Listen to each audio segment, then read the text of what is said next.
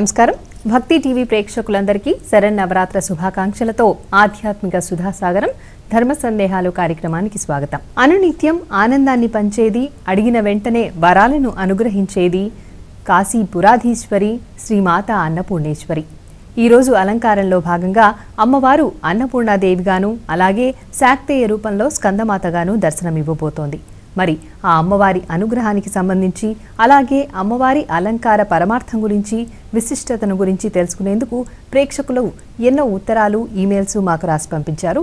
మరి వాటన్నిటికీ సమాధానాలు ఇచ్చేందుకు ఈనాటి ధర్మ సందేహాలు కార్యక్రమంలో మన ముందున్నారు కాశీ కవి శతావధాన శేఖర విద్యావారిధి బ్రహ్మశ్రీ పాలపర్తి శ్యామలానంద ప్రసాద్ గారు. మరి వారిని అడిగి సందేహ నివృత్తి కావించుకుందాం.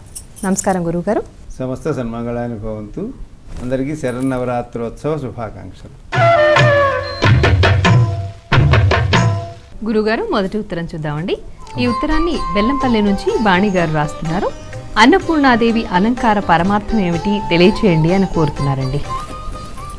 యా దేవీ సర్వభూతేషు శక్తి రూపేణ సంస్థిత నమస్తస్యై నమస్తస్యై నమస్తస్యై నమో నమః అని సప్తశతిలో అమ్మవారిని అనేక విధాలుగా మనం ప్రార్థిస్తాం.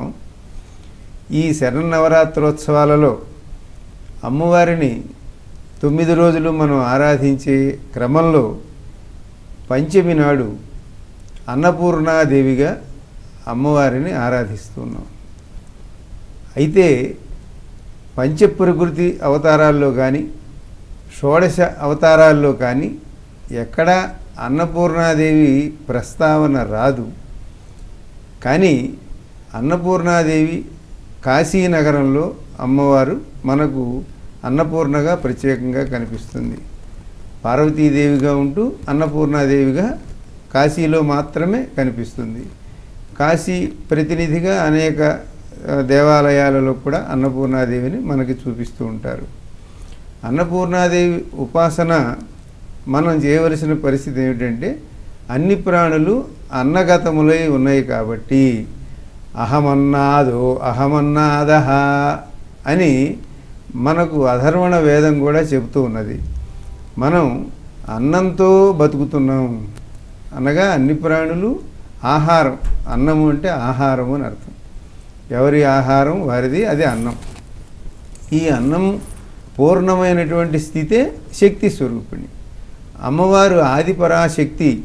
ఆ పరాశక్తి పార్వతీదేవి రూపంగా ఉన్న అన్న రూపంగా మనకు ఒక అవతారం కనిపించడం కోసం కాశీనగరంలో అమ్మవారిని అన్నపూర్ణగా చూపించడం కోసం అన్నపూర్ణ ఆరాధన చేయటం. అన్నాన్ని మనం దేవీతత్వంగా తెలుసుకోవాలి. మన జీవనానికి అది ప్రధానమైనటువంటిది. కాబట్టి ఈ సృష్టి అంతా కూడా సూర్యుని వలన వర్షం కురుస్తుంది, వర్షం వలన అన్నం పంట పండుతుంది. ఈ పంట అన్ని ప్రాణులకు ఆహారంగా ఉంటుంది.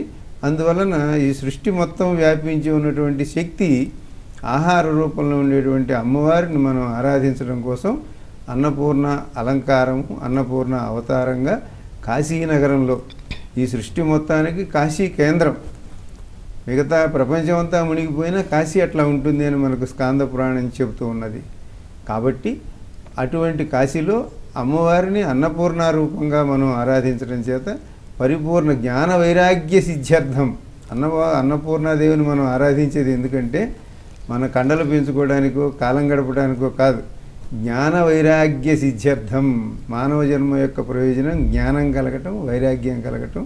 అది అన్నం ద్వారా కలగాలంటే అమ్మవారిని అన్నపూర్ణగా ఉపాసించినట్లయితే దాని ద్వారా మనకు భౌతిక దేహానికి శక్తి రావటమే కాకుండా జ్ఞానము, వైరాగ్యము కలుగుతాయి. అందువలన మనం అన్నపూర్ణ అలంకారాన్ని అన్నపూర్ణ రూపంగా కాశీనగరంలో అన్నపూర్ణాదేవిగా అమ్మను ఆరాధిస్తాం.